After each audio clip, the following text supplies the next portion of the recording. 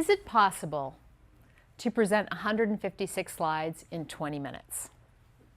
Possible? Okay, we'll say it's possible, hypothetically speaking. Should you do it? And what would happen if you did it? I think everybody would fall asleep. Everyone would fall asleep.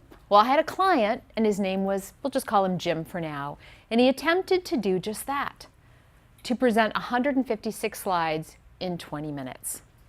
Now, Jim was a very successful head of sales for the US division for this global power company. And he was invited to Paris, France to present to the CEO and his peer group of divisional presidents and senior leaders of this company. And I got this phone call on a Thursday from his communication manager saying, "Can you come in and help us? We're having a bit of a crisis." Turned out I had exactly 4 hours to help make a material difference in Jim's performance of his presentation. And this is how the coaching session went. So I walk in on a Monday, the doors open, and I see 7 people, 3 of them actively on laptops, fiercely adding new content, more slides. And then others sitting around the room, rubbing their hands, thinking, what's going on? And so I asked Jim, I said, I asked the group, how many slides do we have here? And they said 156. I said, how much time do we have for the presentation? 20 minutes. Problem 1, too much content for the allotted time. Set that aside. So I said, Jim, what's your key message? What's the single most important thing you need to communicate at this meeting? And he turned to the 3 people on the laptops, let's call them his PowerPoint handlers, and he said, what's my key message? And they dove into the laptops and they looked and they searched and they never could find the elusive key message. They found plenty of talking points and plenty of charts and graphs, but nobody could find the essence of what this presentation was all about. Problem 2, key message confusion. So I said, Jim, why are you going? What do you hope to accomplish at this meeting and with this presentation? And he said in his group, he said out loud, I just don't want to get fired. Worse yet, I don't want to come home with action items my team can't possibly implement. Problem 3, negative objective. And then it happened. Jim uttered the words that go through all of our heads, but we've been trained not to say out loud. He said, I'm a fake, I'm a phony, I have no business giving this presentation. Problem 4, pretty obvious. Now, the point of this story is that even successful subject matter experts, leaders with great track records, like Jim, like you, can get led astray when we rely on PowerPoint, Prezi, Keynote, any kind of presentation software to tell our story and to make our points. And that's what I want to talk about today in our short time together.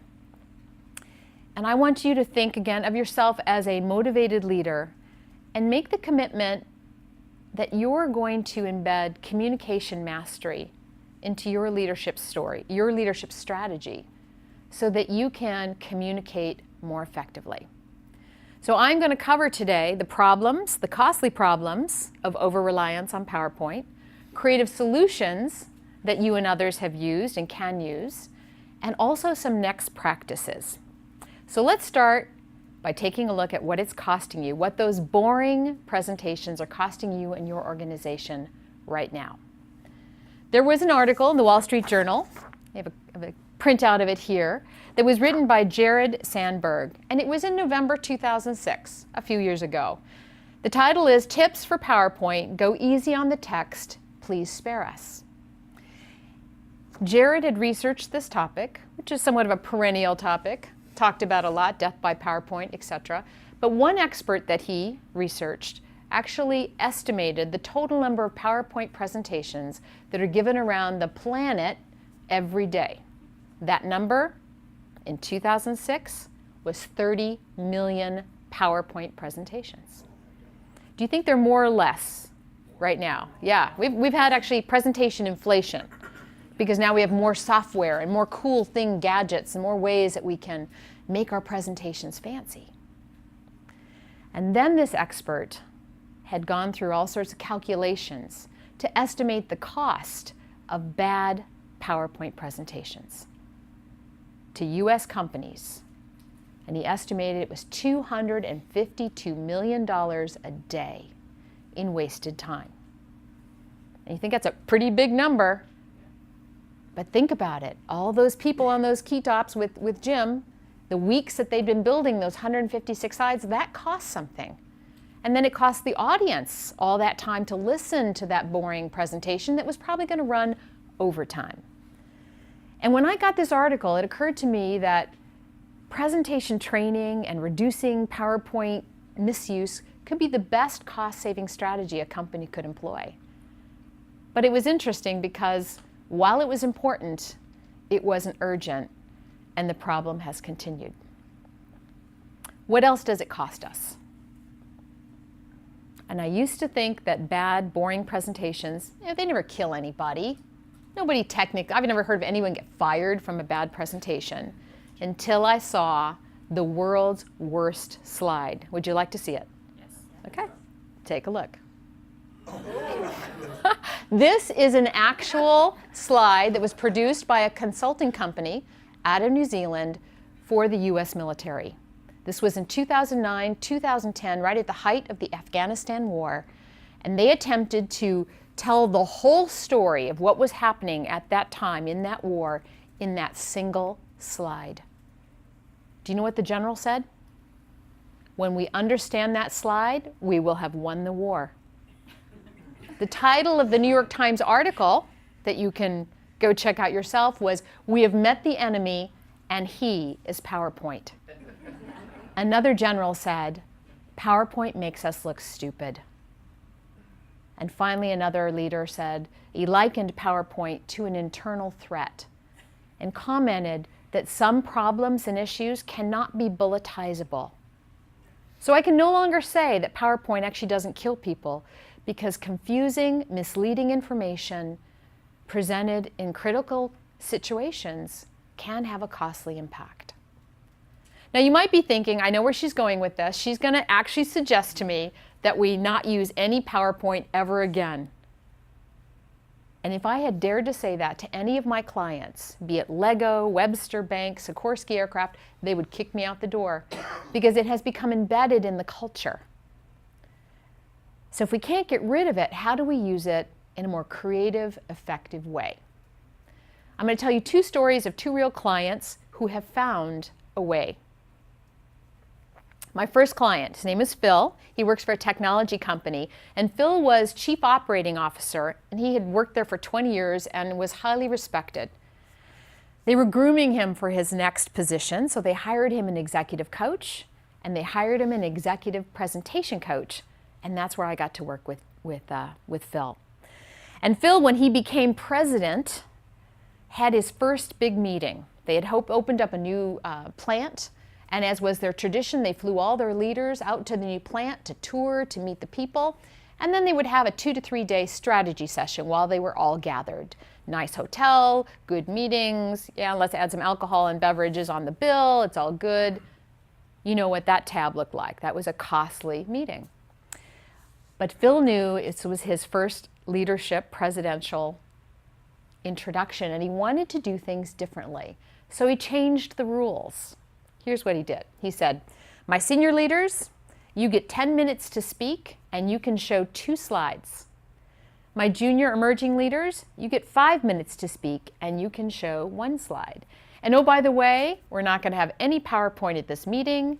Your slides will be bound in a reference book that everyone will get and be able to keep, and we'll be able to see all the data at this level, not that level, so we can actually see what's on the slide."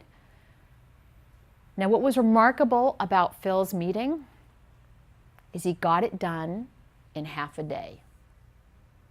He took a 3-day, costly, boring meeting conference, and he collapsed it into a transparent, high engagement, discussional, half-day meeting with his senior leaders.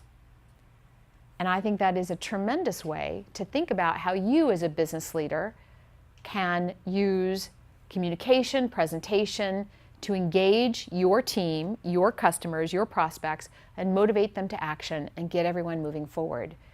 You can change the rules. Now, one other example is a gentleman named Ted. Ted is a dean of a university, but not in a public setting, in a corporate setting. So he works for the Aetna, and he's dean of Aetna University. So he sets all the leadership training programs, the courses. They run their own university at that organization. Now, Ted is also my next door neighbor. And Ted is my unofficial business coach. He's also my unofficial editor of both my books, and I get my own TED Talks.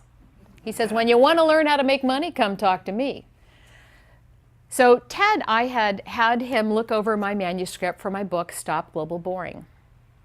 And he added huge value in just 2 hours of time on how to structure this, how to make it more readable, more meaningful.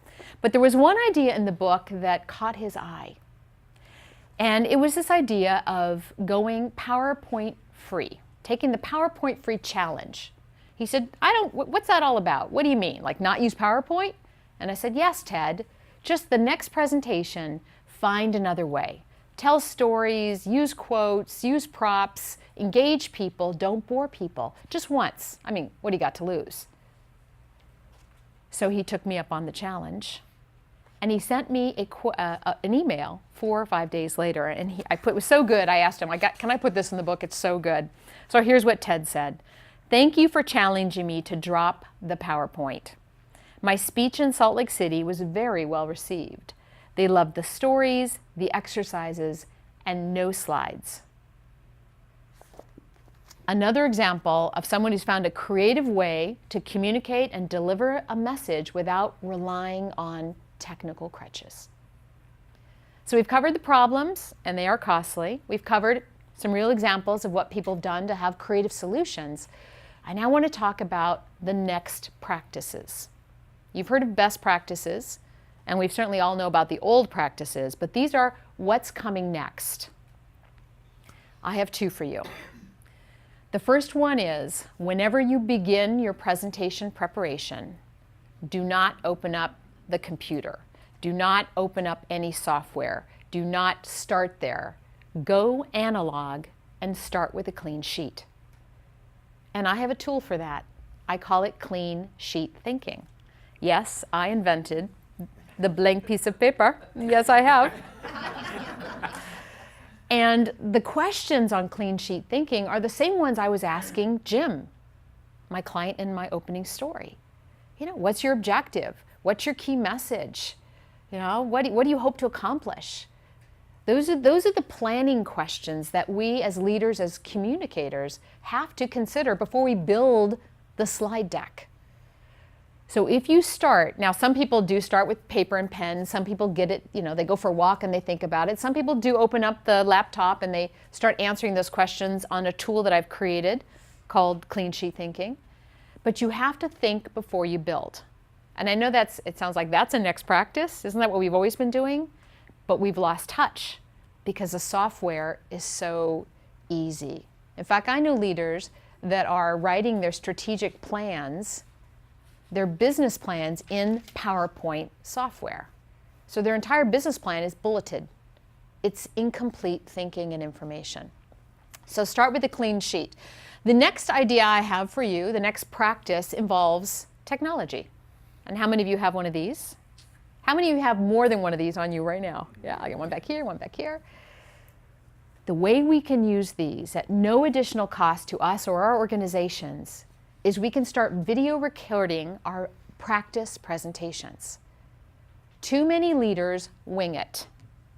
We think about it in our head, we flip through the slides, and the first time we actually go through it is when it's live, if you will, on stage, in front of our customers, in front of our employees, and it shows. You run over time, you bumble through your opening, you forget stuff. You haven't practiced. So think about any great athlete. What do they do after the game, before the game? All right, let's run that play again. Let's take a look what you did. Now you needed to go over. They review their game film. and they learn from their past mistakes and their past successes, and they plan their strategy. Game film. Why don't we as business leaders have game film? And actually, you know, I know why we don't have it, because it's scary. I don't like the way I sound. I don't like the way I look. Oh, I can't look. Start looking. Start using this technology to get yourself better. I was just mentioning before we started that I spoke last week, and I chose to speak at a podium in the last minute, which I usually don't do. We didn't video record it, shame on me, but we did take photos. So the photographer sent me pictures, and I got to see what I looked like behind the podium. The podium was this high. I was wearing high heels, but my little head, I was a talking head. So, you know, what am I going to learn from that? That photograph was my game film. I need to speak away from the podium, or I need to get one of those little stepping stools to step up. We need that feedback. So as leaders, as communicators, you've got to use the tools. You've got to teach your team how to use the tools so that when we're in these critical moments of communication, we're at our best. We're not just warming up and winging it. So those are two best practices. Start with a clean sheet, go analog, especially at the beginning, and use technology to audio and video record yourself. I want to leave you with a quote and a reminder that friends don't let friends be boring. And motivated leaders do not tolerate boring presentations, not in themselves and not from their colleagues. It is up to you, each one of you, to stop global boring. And you start with yourself. You start by reducing your own PowerPoint emissions, and you find other ways to engage your audience and motivate them to action. You train your team, you invest in your team in communication, because that is what's going to differentiate your career and your business. And if you need help, I'll be there. Thank you.